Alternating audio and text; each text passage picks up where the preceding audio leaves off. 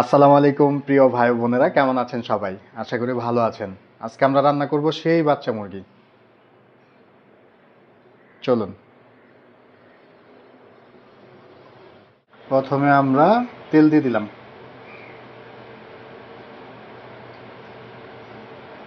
এবার আমরা দিয়ে দিব পেঁয়াজ কুচি।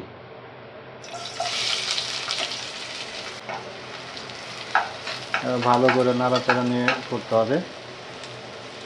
এবার আমরা দিয়ে দিব আদা রসুন বাটা, তেজপাতা, এলাচ, লবঙ্গ,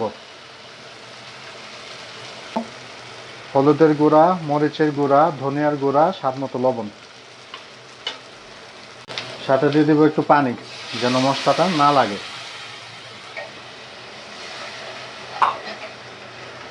মশলাটা ভালো করে কষিয়ে নিচ্ছি। দেখুন কি সুন্দর তেল উঠেছে মশলার মধ্যে। এবার আমরা মুরগিগুলো দিয়ে দিব।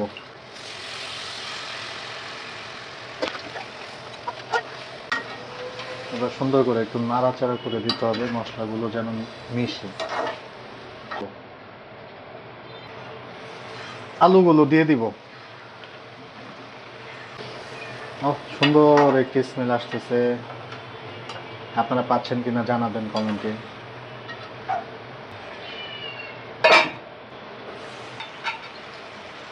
এবার আমরা ঝোলের জন্য পানি দিয়ে দিব।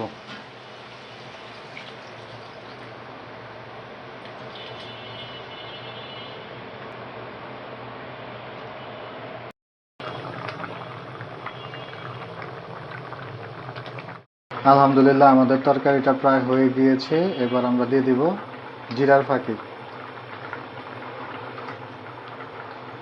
এবার জাল দিয়ে ঝোলটা কমিয়ে নিব।